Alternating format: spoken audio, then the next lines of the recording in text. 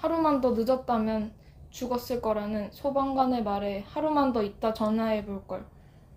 그런 생각이 또 스쳐 지나갔습니다. 생명이 위급해 언제 쇼크사로 돌아가실지 모른다는 의사의 말에도 차라리 지금 죽었으면 좋겠다 생각했습니다. 하루 사이에 일어났던 이 일은 저에게 너무나도 큰 부담이고 걱정이었습니다. 이제 앞으로 어떡하지? 병원비는 어쩌지? 아빠는 누가 돌보지? 나 졸업도 못했는데 학교는 갈 수 있을까? 투석을 받으며 사경을 헤매는 아빠 앞을 지키면서도 저는 현실을 걱정할 수밖에 없었습니다.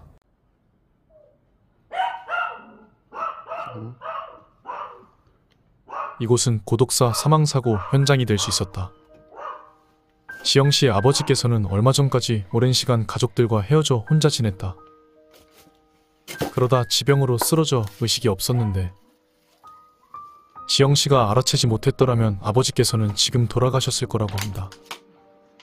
몇 주 전 지영 씨는 자신이 처한 극단적인 상황에 대한 사연을 나에게 보내왔다. 빼곡히 적힌 장문의 문자에 한 줄기 희망도 보이지 않는 암흑이 드리워져 있었다. 불우한 유년 시절과 폐인이 되어버린 아버지, 그리고 알코올 중독자가 되어버린 어머니까지 20대 중반 여대생이 혼자 이겨내기엔 너무 가혹한 상황이었다. 어른으로서 어떤 말이라도 해줘야 하는데 숨이 틀어 막힐 듯한 답답한 가슴으로 그저 한숨만 내쉴 뿐이었다. 어린 지영씨의 편지에서 하루만 더 늦게 발견했더라면 아빠가 죽을 수 있었을 텐데 라는 말이 가장 힘들고 괴로웠다. 처자식 내팽개치고 혼자 살면 잘 먹고 잘 살던지 돈도 없고 몸은 망가졌고 그나마 몸을 눕힐 수 있었던 이 공간도 며칠 내로 나가줘야 하는 상황이다. 전기는 끊긴 지가 언젠지도 모르겠고 밀린 방세도 몇 개월인지 모른다. 지금 수술받고 입원해 있는 하루하루 아버지의 병원비를 감당할 수 없는 지영씨는 빚이 눈덩이처럼 불어나는 안타까운 상황이다. 내가 지영씨를 도울 수 있는 건 이 공간을 무료로 철거와 청소를 해주는 것밖에 없다. 어떻게 더 도울 수 있을지 모르겠지만 이 영상으로 인해서 지영씨에게 작은 기적이 일어나길 바랄 뿐이다.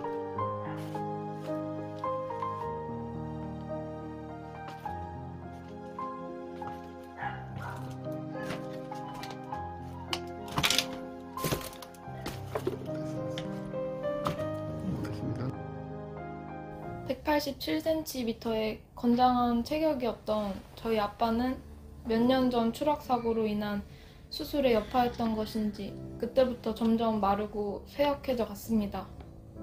타지에서 대학을 다니는 저는 집안의 생활고로 인해 20살 때부터 독립하여 살았고 부산까지의 차비가 아까워 명절도 미루고 1년에 한 번씩 이혼한 아빠와 엄마를 근근히 만나 뵙곤 했습니다. 그러던 어느 날 1월 데이터도 쓸 줄 모르는 아빠의 폰이 꺼져 연락 두절된 게 이상하다 느낀 저는 당장 부산에 갈 수 없는 상황에 이혼한 엄마에게 사정하여 대신 아빠의 상태를 확인하러 가달라 부탁했습니다. 몇 시간 뒤 제가 받은 전화는 의식불명의 상태의 아빠가 대학병원으로 이송되고 있다는 연락이었습니다. 눈앞이 캄캄했습니다. 아빠의 건강보다 병원비 어쩌지? 란 말부터 튀어나왔습니다. 과거부터 있던 당뇨 증세에 밥도 잘 드시지 않았으며 계속 무기력한 몸으로 누워 지내시다 욕창과 양쪽 발 괴사까지 이른 상태였습니다. 화장실 갈 힘조차 없어 페트병에 소변을 모아다 물도 먹지 못한 채 6일 만에 저희 엄마로부터 발견된 것이었고 영양실조와 당뇨성 케톤산증으로 인한 신체활동 불균형으로 응급실에 오자마자 24시간 투석을 진행하게 되었습니다. 하루만 더 늦었다면 죽었을 거라는 소방관의 말에 하루만 더 있다 전화해 볼 걸. 그런 생각이 또 스쳐 지나갔습니다. 생명이 위급해 언제 쇼크사로 돌아가실지 모른다는 의사의 말에도 차라리 지금 죽었으면 좋겠다 생각했습니다. 하루 사이에 일어났던 이 일은 저에게 너무나도 큰 부담이고 걱정이었습니다. 이제 앞으로 어떡하지? 병원비는 어쩌지? 아빠는 누가 돌보지? 나 졸업도 못했는데 학교는 갈 수 있을까? 투석을 받으며 사경을 헤매는 아빠 앞을 지키면서도 저는 현실을 걱정할 수밖에 없었습니다. 절망에 빠진 엄마 또한 아빠와 15년 넘게 연락을 끊고 살았기에 저에게 앞으로의 현실을 깨달으라며 우리가 할 수 있는 것이 없다. 아빠를 포기하자라는 말만 내뱉었고 저는 아무 대답도 할 수 없었습니다. 너무 괴로워하는 저를 안타깝게 바라보던 엄마는 답답한 마음에 하루만 더 늦게 가보라고 했어도 이런 일 없었을 텐데 하시며 차라리 아빠가 죽길 바랬습니다. 저 또한 그런 생각이 들었습니다. 내가 이 일을 책임질 자신이 없는데 괜한 엄마를 끌어들인 것 같아 죄책감이 들었고 내가 연락만 안 했더라면 병원비 걱정도 없었지 않았을까 후회했습니다. 그런 아빠의 죽음을 바라는 딸이 된 저는 죄책감에 또 괴로웠습니다. 아빠의 병원비는 둘째치고 그동안 밀렸던 3개월치의 전기 수도세, 휴대폰비와 3개월치 통신비, 18개월치 건강보험료 등 아빠의 생활을 떠맡은 저에겐 더 큰 짐이 따라왔습니다. 이뿐만 아니라 제가 당장 간병할 수 없는 상황에 썼어야 했던 6일치의 개인 간병비와 부산까지의 교통비, 그리고 아빠의 집이었습니다. 휴대폰을 찾기 위해 갔던 아빠의 집은 제가 같이 살았던 10년 전과는 확연히 달랐습니다.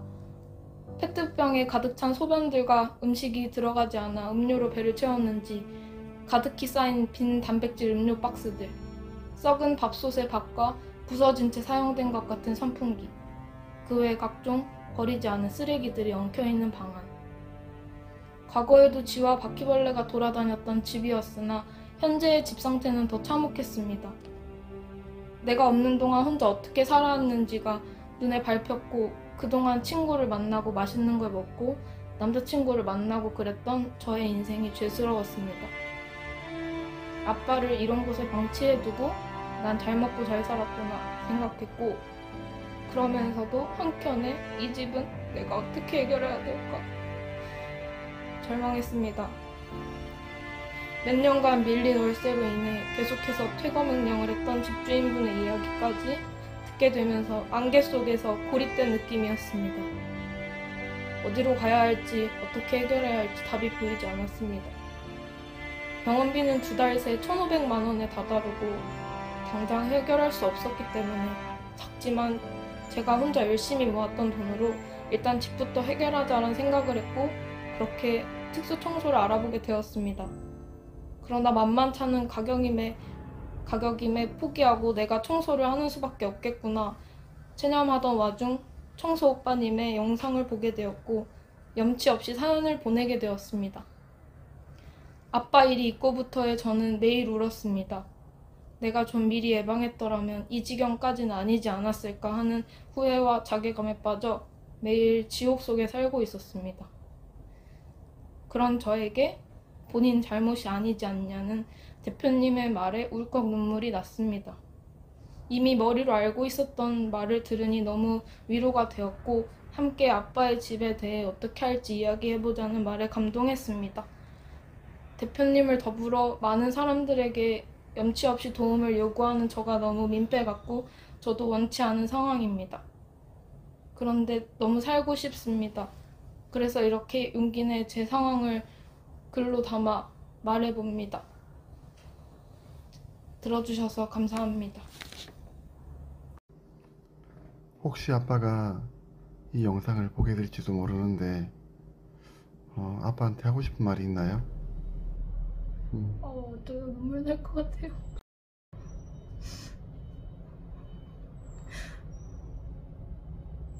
아빠 엄마한테 바라는 점. 엄마랑 아빠가 행복했으면 좋겠어요.